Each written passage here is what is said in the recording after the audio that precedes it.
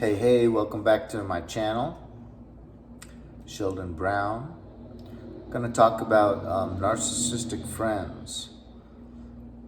So right off, one thing you'll notice is that they won't really want to bond with your other friends, or even much less hang out with your other friends. But they'll want it the other way around. So they'll invite you frequently to come out or to go out with them and 1, 2, or even 3 other friends. And you'll start to notice that, it's kind of that double standard. At one point in time, I had 3 good surfing friends, and none of them ever wanted to hang out with the other friend or the other 2 friends. So yeah, it was kind of frustrating because here I got 3 good surfing friends, and they'd be like, yeah, let's go surfing. Okay, cool, I'm bringing this friend. Oh, I just remembered I have something I need to do.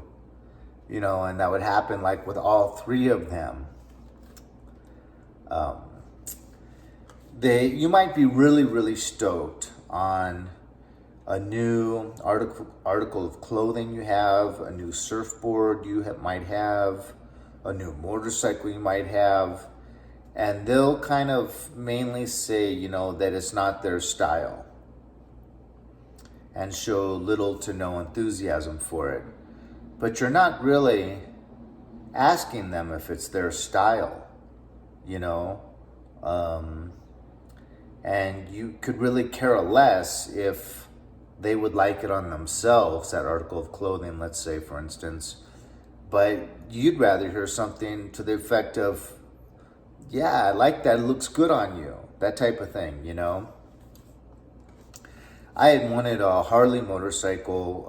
I knew around 50 I was going to get a Harley motorcycle my whole life of riding Japanese bikes.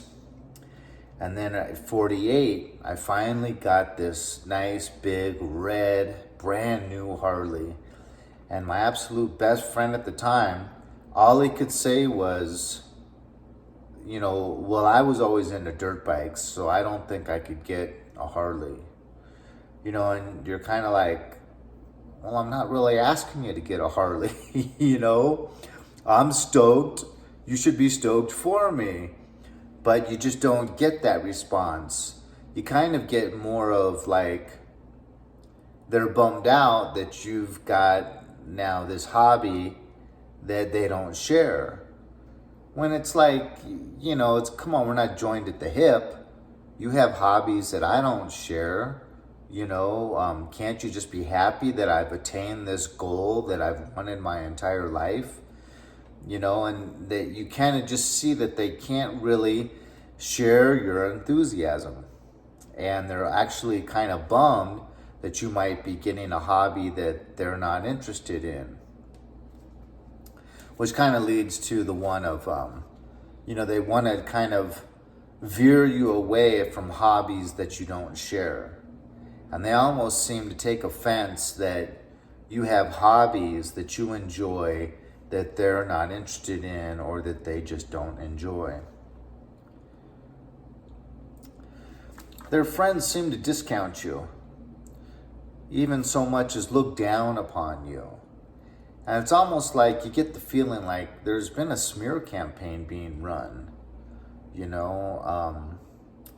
I had this one friend, and it was always like, I was always trying to figure out, is he smearing me against the friends, or is it his wife?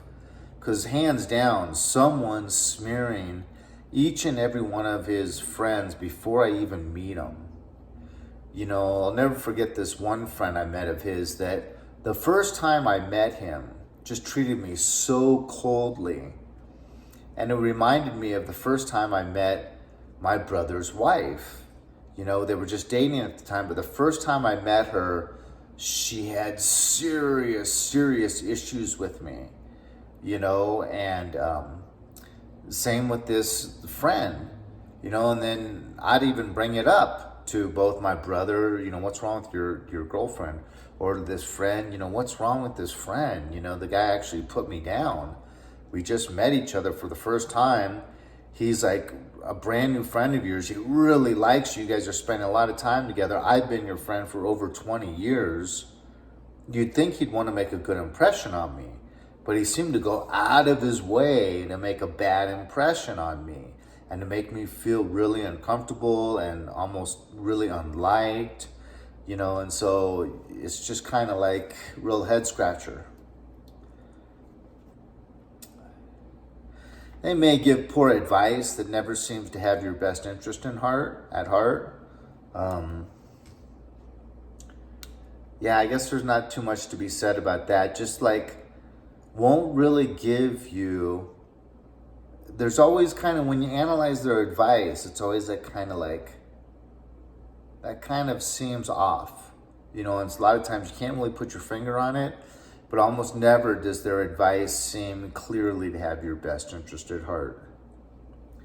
Of course, there's the mirroring you. May tell another that they have, may tell someone else that item that you purchased, or the way you're now styling your hair, or you're getting facial hair, was something you liked about them and that you're copying them, when it may have been absolutely the other way around. So there's this mirroring that's going on, and then they might actually behind your back tell the person that you're copying them. Might try to isolate you. So a lot of these are very common to just narcissistic behavior in general. Moving you away from your own friends and kind of keeping you to themselves, or at least an effort to do that. Oh, this is a big one. Well, actually hit on your girlfriend. So there's this one friend I had that he's in both stories. So we were shooting pool at this apartment complex I had down on the bottom floor. They had like a rec room, and there was like 2 or 3 pool tables. And it's just me, my best friend, and my girlfriend at the time. And we're shooting pool. We took a break from the pool. She laid on her back on the table, and I went to the restroom. And when I'm coming back from the restroom, I see her like pushing his pool cue out from in between her legs. So he actually took his pool cue and put it right in between her legs, like where it ended up resting on her belly, the chalky part. And she got kind of offended. And he was kind of flirting with her when he did it and saying some inappropriate things the moment before I came back.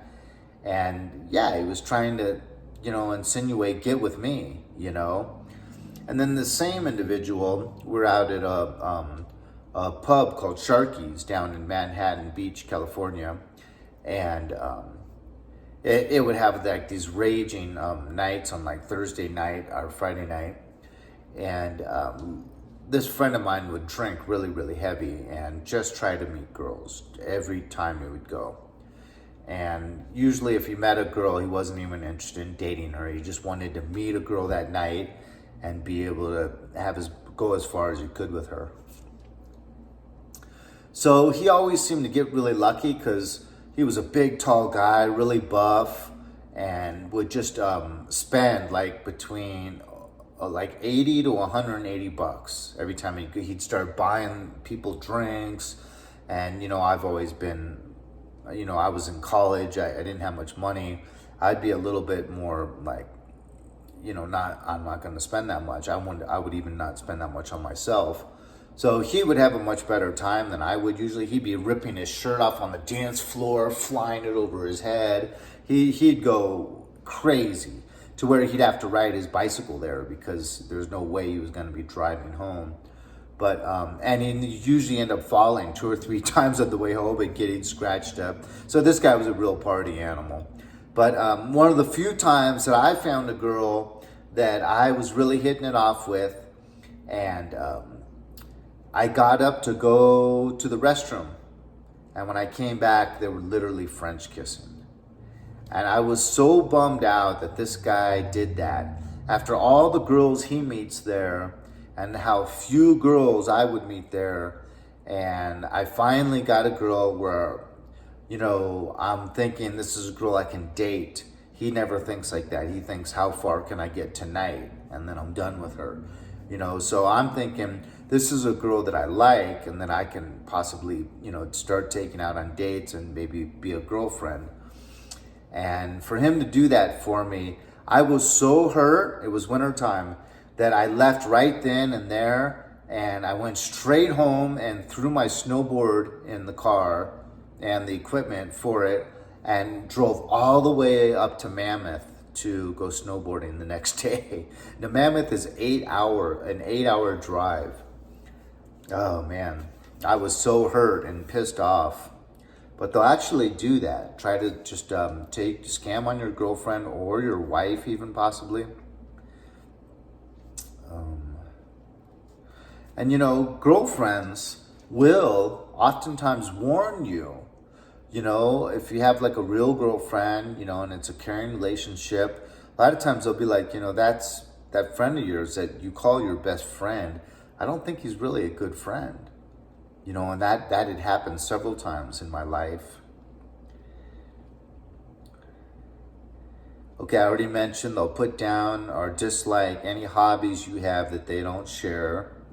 They'll often not pay very good attention to you. So, like I had this one friend, we'd go on surf trips, like oftentimes a full hour drive. And it was so one-sided, because guys tell stories a lot, right, when we're together. And he'd tell his story, and I'd fully be paying attention, laughing, commenting, asking questions of clarification.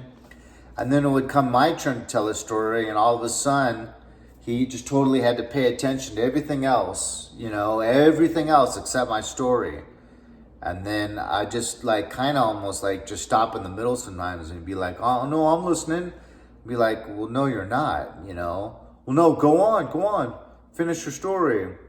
And you'd be like, you wouldn't even want to finish your story, because it's like, man, I'm giving you my attention. I'm giving you my enthusiasm and my joy, and you're giving me nothing back. And so once again, it's kind of a normal narcissistic behavior. A lot of times there's the one-upmanship, so you'll share a story or something and they'll come back with, well, I had that happen to me, but then this happened too, and it makes it like a little bit better of a story, or it's like your experience, but mine's just that much better. Oftentimes in social gatherings, they'll give you less attention than others.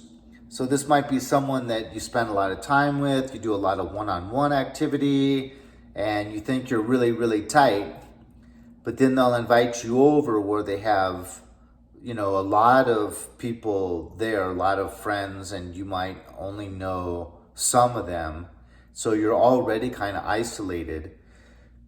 But then you'll notice that they're interacting much more with all the other friends there.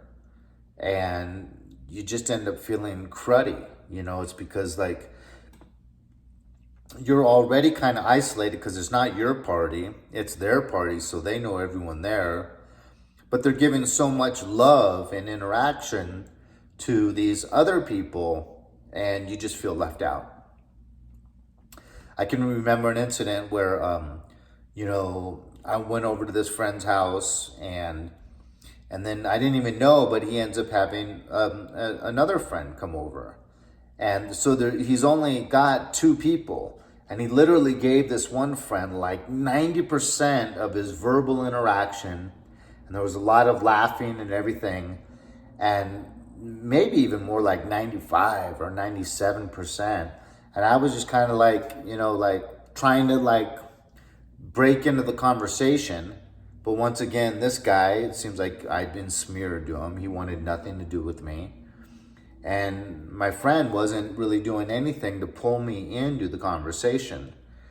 You know, and it's so hurtful, and it seems set up. It feels like, you know, because if you're an empathic person, you're going to go out of your way to make sure that both friends get like equal parts of you, you know, and you're interacting with them equally.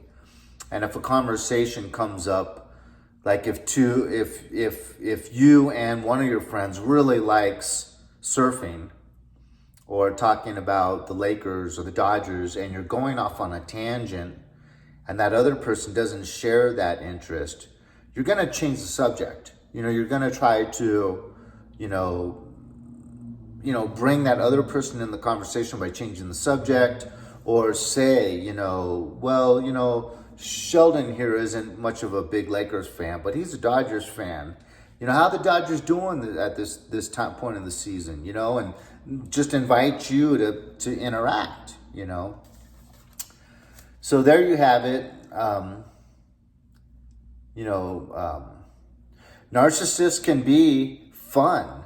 They can be, you know, kind of feel like good friends, especially if there's that love bombing in the beginning. But then a lot of this other stuff, like kind of triangulation, isolating you, kind of smearing you, you know, maybe trying to take over your style and kind of your personality, and then trying to take credit, you know, for that. It ends up kind of just being a no-win situation. So, yeah, good friends that are narcissists can almost be as frustrating as a narcissistic girlfriend or family member in the long run.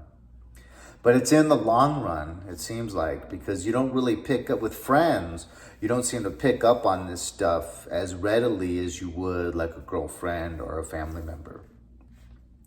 So I think I've run out of things to say on this topic.